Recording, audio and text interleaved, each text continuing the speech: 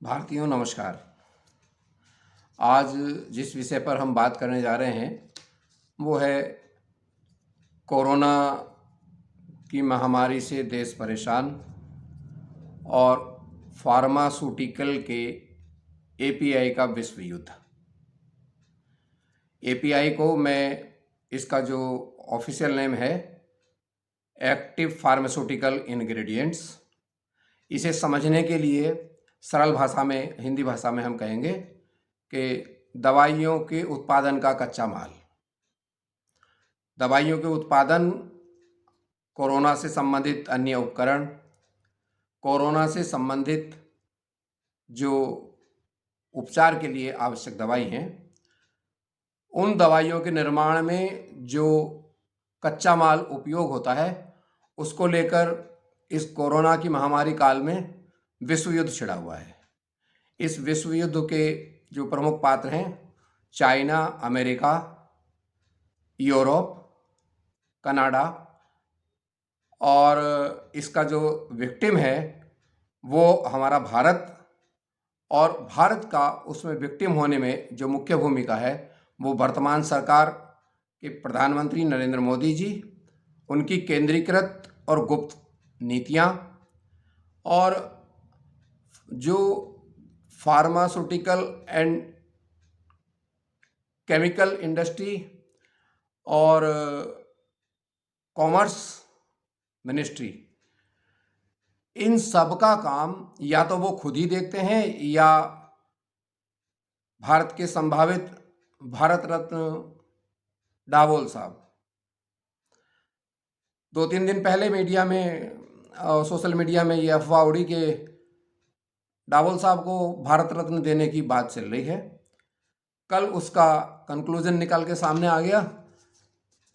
गोदी मीडिया चिल्ला रहा है कि डोभाल साहब की मेहनत रंग लाई, अमेरिका भारत को दवाइयाँ, उपकरण और कोरोना में सहायता देने को राजी।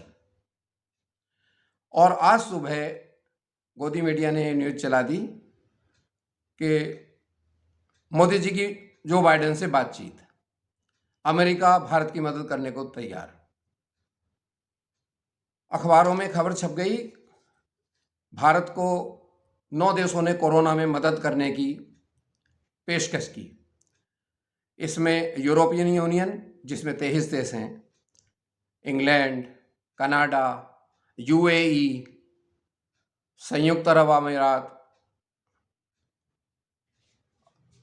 और जर्मनी,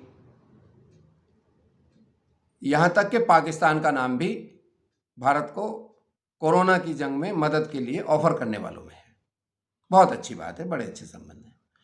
अब आप इसके वास्तविक तथ्यों पर आइए। वस्तुतः ये इस विषय में मैंने पिछले साल जब कोरोना की पहली लहर थी तब भी ये बताया था, पोस्ट डाली थी। भारत की फार्मास्यूटिकल इंडस्ट्री में बनने वाली दवाइयों का जो कच्चा माल है जिसे एपीआई कहते हैं, उसका 74% चाइना से इंपोर्ट होता है। चाइना से पिछले 1 साल से हमारे रिश्ते बॉर्डर को लेकर तनावपूर्ण हैं। उससे पहले हालांकि मोदी जी और चाइना एक साथ झूले में झूलते रहे हैं। वास्तविक स्थिति यह है कि साल भर के तनाव के कारण चाइना से एपीआई की सप्लाई लगभग रुक गई थी। अब जो भारत में एपीआई बनाने वाली कंपनियां हैं उनमें प्रमुख रूप से आपके अरविंदो फार्मा और सिप्ला वगैरह, ऐसी ही अनेक कंपनियों ने ये शिकायत की है जो जनरल पब्लिक डोमेन में प्रकाशित है कि भारत की फार्मास्यूटिकल इंडस्ट्री के मंत्रालय ने जो चाइना से एपीआई मंगाया उसकी कीमत उन्होंने, भारत सरकार ने 25% बढ़ा दी। और अरविंदो फार्मा, सिप्ला, नाटको फार्मा, मिलान,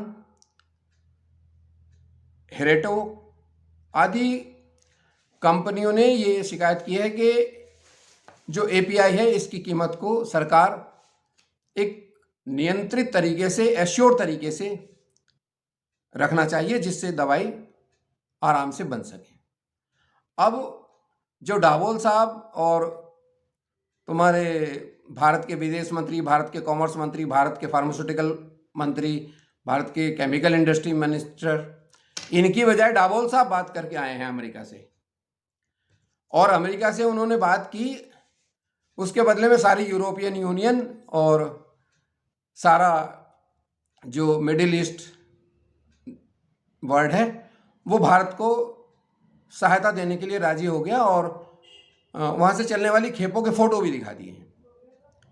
मतलब जो केमिकल इंडस्ट्री का काम है, जो फार्मास्यूटिकल इंडस्ट्री का काम है, जो कॉमर्स मिनिस्ट्री का काम है, वो सारे का सारा डावोल साहब कर रहे हैं। और मोदी जी की तरफ से सूचना दे दी, ऑफिशियल कोई स्टेटमेंट नहीं आया, मीडिया ने सूचना दे दी कि मोदी जी की बात होगी बाइडेन साहब से, और वो राजी हो गए।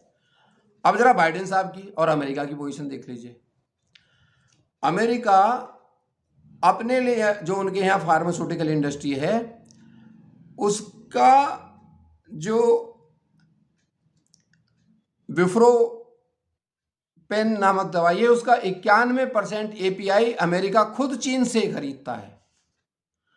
दूसरी दवाई जो बड़ी प्रसिद्ध है पेनिसिलिन, उसका वो 40 से 45% मैन्युफैक्चरिंग ही है उसका चाइना में हो रहा है, वो चाइना से इंपोर्ट करता है। आप ये समझ लीजिए पिछले साल चाइना में और अमेरिका में लगभग बहुत गंभीर तनाव के कारण शत्रुता की स्थिति हो रही थी, इसके बावजूद भी 6,65,000 टन एपीआई अमेरिका ने चीन से खरीदा है। अर्थात जो खुद अपने एपीआई के लिए चाइना पर निर्भर है, उसने डावोल साहब को एश्योर किया है कि वो भारत की कंपनियों को एपीआई सप्लाई करेंगे, एपरेटस सप्लाई करेंगे। अब आपको ये भी बता दूं, ये जो एपीआई है मुख्य रूप से किन किन दवाइयों के लिए जिसका संकट खड़ा हुआ है, इनमें रेमडेसिविर भी एक है। रेमडेसिविर का जो एपीआई है वो अमेरिका देगा। अब इन्हें जर्मनी ने एश्योर किया है कि हम उन्हें रेमडेसिविर देंगे। मेरे कहने का मतलब है कोई भी चीज, कोई भी योजना, उसमें कोई ट्रांसपेरेंसी नहीं है। अब भारत की स्थिति देख लो, जिसके 74% एपीआई चीन पर निर्भर है, चीन से मिल नहीं रहा तो अब अमेरिका से लाने की कोशिश कर रहे हैं। चीन से अमेरिका खरीदेगा, अमेरिका हमें देगा, यानी कि एक और ऑफिशियल दलाल हमारे बीच में आ जाएगा, वो हमें कम दामों पर देगा। तो हमारी पॉलिसी एपीआई के लिए क्या है? अब इंडियन फार्मास्यूटिकल इंडस्ट्री की बात सुनिए, उसका क्या कहना है कि उन्होंने कहा कि क्योंकि भारत सरकार ने नारे तो लगाती है ईज ऑफ डूइंग बिजनेस, और जितनी भी फार्मास्यूटिकल इंडस्ट्री है एपीआई बनाने वाली भारतीय कंपनियों के प्राइस को कोई भी एश्योरेंस नहीं दिया गया है, ना उन्हें क्वांटम बताएगा कि कितना उनसे खरीदा जाएगा। ये बाहर विदेशों से खरीद लेंगे, लेकिन भारत में जो कंपनी एपीआई बनाती है उन्हें प्राइस एश्योरेंस और कितना क्वांटम है खरीदने का वो नहीं देंगे। ये एपीआई संकट है। अर्थात जिन चीजों से दवाई बनती है, जिस कच्चे माल से दवाई बनती है, जब वो कच्चा माल ही उपलब्ध नहीं तो भारत की कंपनियां कौन से इलाज के लिए मतलब आपकी वो बनाएंगी दवाइयां। और एक नहीं, कम से कम जितने भी रेमडेसिविर कंपनी इंजेक्शन बनाने वाली हैं भारत में, सिप्ला है, नाटको फार्मा है, अरविंदो है, इरेडी है, मेलान है, सब रेमडेसिविर बनाती हैं, लेकिन एपीआई नहीं है उनके पास। अब दूसरी बात, अमेरिका को भारत की 26% दवाई एक्सपोर्ट होती है, 24% दवाई भारत यूरोप को एक्सपोर्ट करता है। यानी कि भारत जितनी दवाई बना रहा है उसका 50% तो वो यूरोप और अमेरिका को ही एक्सपोर्ट कर रहा है। अर्थात भारत विदेशों के लिए एक्सपोर्ट कर रहा है। भारत की एपीआई बनाने वाली कंपनियों को प्राइस एश्योरेंस नहीं दे रही भारत सरकार, और जो एपीआई चाइना से मिलता था उस एपीआई को अमेरिका के द्वारा लेने का प्रयास किया जा रहा है, और इसे डावोल साहब की और मोदी जी की बड़ी सफलता बताया जा रहा है। राहुल गांधी जो बार बार कोरोना के पहले आने से पहले से जब एक केस आया था तब भी उन्होंने कहा था सिस्टम को डिसेंट्रलाइज करो, सिस्टम को ट्रांसपेरेंट करो, और ये तुम सिस्टम की ट्रांसपेरेंट की अपेक्षा कर रहे हैं, और यहां सरकार कई कई मंत्रालयों का काम किसी एक व्यक्ति को, जो ऑफिशियली किसी मंत्रालय को भी होल्ड नहीं करता, उसे एपीआई खरीद, दवाई खरीद, हवाई जहाज खरीद, मतलब जल से लगा के अंतिम संस्कार तक के सारे सामान जो भी खरीदने के लिए जो इनका ब्रेक थ्रू, जो इनका 007 एजेंट है, वो डावोल साहब है। किसी एक आदमी के हाथ में इतनी सारी चीजों को रखना, प्रसारित करना, ये किस तरह का लोकतंत्र है? किस तरह की संकट, जो महामारी का संकट, जिसमें 3 लाख 3.5 लाख रोज के केस आ रहे हैं, उसका एपीआई खरीदते फिर रहे हैं। कब मरेगी सासू और कब आएंगे आंसू? एपीआई जो सारी दुनिया चीन पर निर्भर है, जो चीन से खरीद रहा है उससे हम मांग रहे हैं। मैं पिस्सू किसान के, मेरे पीछे पिसन आ रही। वाह मोदी जी वाह, जवाब नहीं आपकी फार्मा पॉलिसी का। जब लोगों को दवाई की जरूरत है ना, तब आप एपीआई खरीदते फिर रहे हैं। जय हिंद, जय भारत।